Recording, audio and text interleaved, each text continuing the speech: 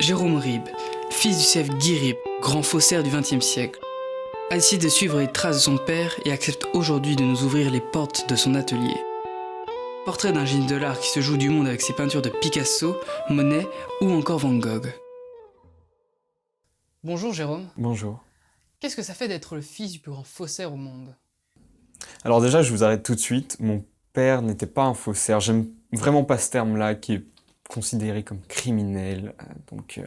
À partir du moment où on n'arrive plus à discerner une œuvre originale de sa copie, pour moi, l'artiste qui l'a faite est un artiste considérablement. Il a du talent et mon père, Guy Ribes, avait du talent.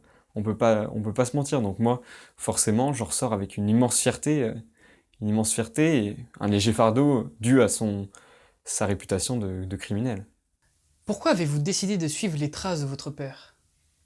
Mon père, vous savez, m'a beaucoup apporté, hein. Déjà, bon, de par son talent, mais c'était surtout quelque chose. L'art est vraiment venu à moi de façon naturelle, j'ai envie de dire. Ce domaine qui est très fermé et très compliqué, hein, on va pas se mentir, pour moi c'était naturellement simple, bizarrement, hein.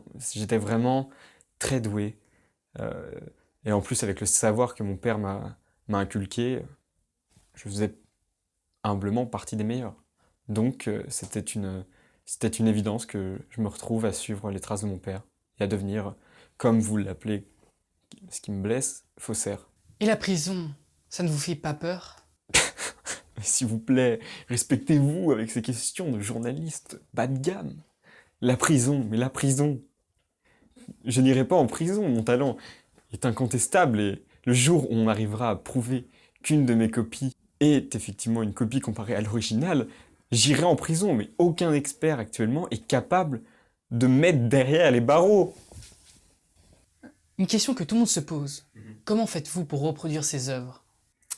Alors déjà, comme je l'ai dit précédemment, mon père m'a beaucoup inculqué de savoir, hein, lié à la peinture, à l'histoire de la peinture, à l'histoire de l'art, notamment lié aux matériaux qui sont utilisés lors de la mise en place de l'œuvre, hein. Il faut respecter certaines temporalités dans la peinture, comme l'utilisation de liants, de pigments appropriés à l'époque, hein, pour respecter l'œuvre que je vais copier. Donc, il y a une certaine forme où l'artiste rentre en matière avec la pièce, avec la toile, et doit mettre son âme pour qu'effectivement la toile vive. Donc ça, c'est une part importante, l'âme, car tout artiste met une âme dans une œuvre. Pouvez-vous alors nous montrer vos dernières copies? Oui, je peux. Là, actuellement, je travaille sur un tableau d'Eugène Delacroix.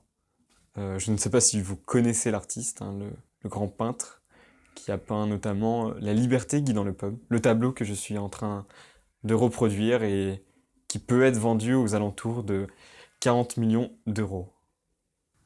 Montrez-nous cette peinture. Bien sûr.